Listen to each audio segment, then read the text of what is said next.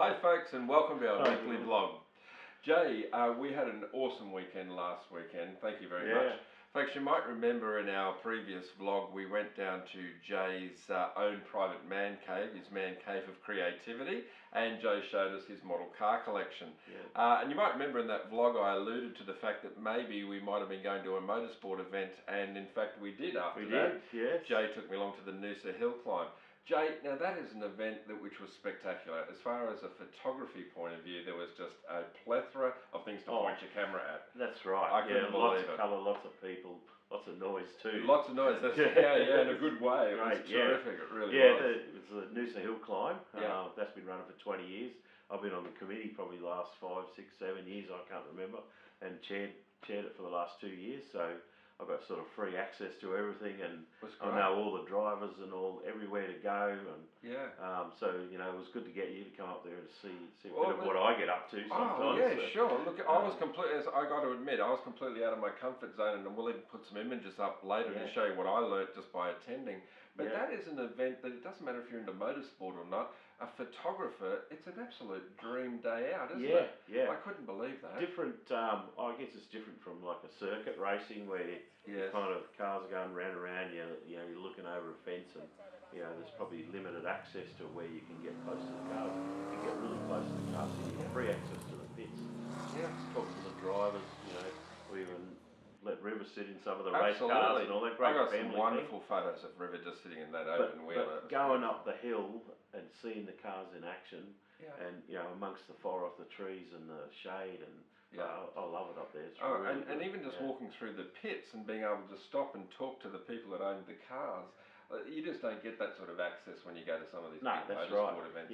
So it's great to have something like this so local and accessible to us here on the Sunshine Coast. So we're going to put a bit of a plan together for the next hill climb, which is November. So we've got the opportunity to sponsor a car in that event, and what we'd like to do is take some photographers along with us. We'll organise some sort of sponsorship arrangement package. And we'll put some links below perhaps of how you can make contact with us and if you're interested in that. But it really was a spectacular day out. Let's talk about photographing an event like that, because I got there and there was so many things to point my camera at, I didn't quite know where to start. But a couple of the techniques. First of all, that running your camera in continual focusing mode. Those cars are always changing their distance to you. So that's the first tip, we've got to make sure that we get our cameras into that continual focusing mode. But then when I first started the day, I was down at the starting line, and the road was relatively straight left to right, and I was practicing my panning technique. I was getting my shutter speed and everything down pat. And then we had a break, we went and had some lunch, and I caught the bus up to turn 8, which is about halfway up that hill.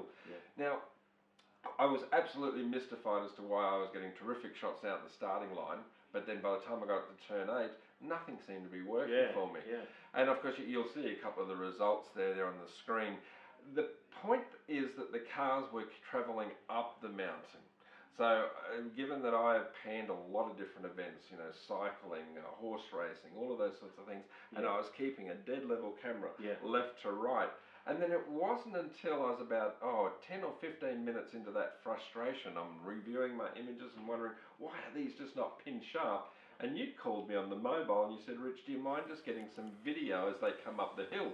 So of course then I put my camera into video mode, I'm holding out the front here, and I'm watching myself follow the cars up the incline with the movie camera, and the penny dropped. And I said, well, there's my problem. I'm panning left to right, straight across my body, but these cars were going up on an angle. And I think it was at that point that when the penny dropped, I said, I can't believe that, you can do so much photography of a similar nature, but until you actually get involved in this motorsport, there's fine little techniques and things. Well, that's the same difference between like a circuit.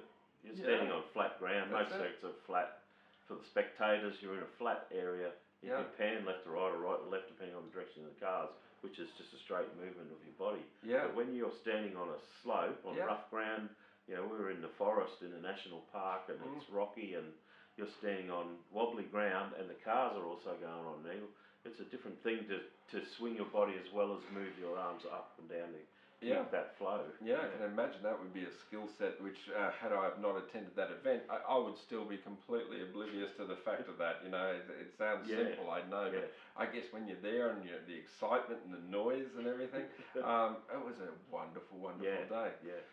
Okay, so Jay, I guess we're going to show some vision up here now of the cars going up the hill climb.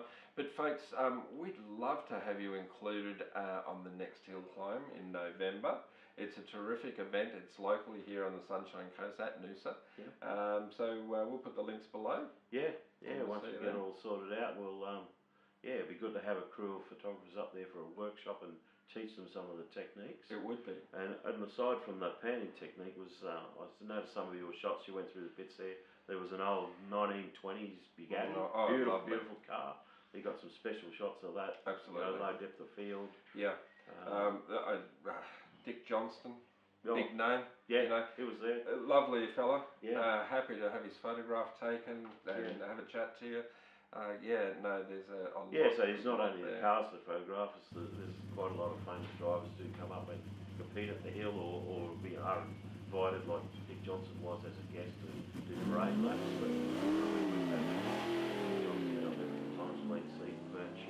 Kevin Bartlett's there nearly every year, so there's a lot of old famous Australian drivers that come up and they love that track, so they're always wandering around the pits signing autographs, and to be able to just ask them and get a photo. And one thing there, I had they had the Dick Johnson's True Blue Falcon there, the SD from 1981, the Bathurst winning car, and that's owned by David Bowden here at Buderim. Yes. Right, and he was there, and the club presented a plaque to him. They asked me to take a photograph, and he's a frail man, and he was sitting in a chair underneath a gazebo. Yes. And I think it was a red gazebo. So what happened was I took the photo, I got it home, didn't even think about it. Everything's all the white balances off and all that sort of stuff. And I guess it was probably, I couldn't ask him to move out. This is too horrible colours, to go outside because he's a frail man. He only stood up to get his photo taken and then sat back down. So there's sort of all these things you learn along the way that just put them into practice. Something that you don't sort of think about, and you take the photo, even on auto white balance, it wouldn't have been able to get a good picture. So sure. Yeah.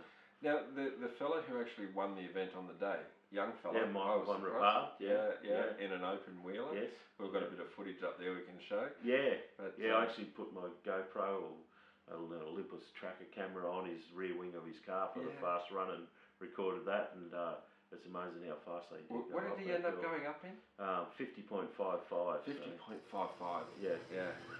I tell you what, that even sounds fast, but when you're there. I mean, when they had a few of the touring car master cars there, and there's a Tirana there that is 650 horsepower, big wide slick, a car that potentially can go very fast up there, and he was doing like 58 to 59, so to be able to do 50 head in this open wheel, that's sharp reflexes, only for the young, I think. I think so too, mate. Yeah, for sure. All right, well that's terrific, mate. Thanks for inviting me along to that event, and folks, I really encourage you to come and join us next time. Help support the local car club. They do a lot of really good things, don't they? I think I heard over the microphone, nearly $200,000 raised so far through the donated to charities, and it's a really good event with a great community event. We have the Noosa Scouts come up there every year and do the catering, and that's one of the biggest for their budget to generate money for their club. Is our two events each year that come up there, and they make sort of 80% of their profits basically for the non-profit organisation from our events. That's terrific. So to be able to help, the Sea Scouts and the other Scouts, Rotary comes up there. That's so right. all the not-for-profit organisations come and raise money out of our events. So it's great, great for the community. So come along, sharpen up your photographic skills, support some of our local community members and their causes, and gosh, we hope to see you there. That's November this year. Yeah. Okay, leave us some comments in the areas below if you'd like to attend, and we'll send you out some information. Great. Thank you. Thanks. Bye. Yeah,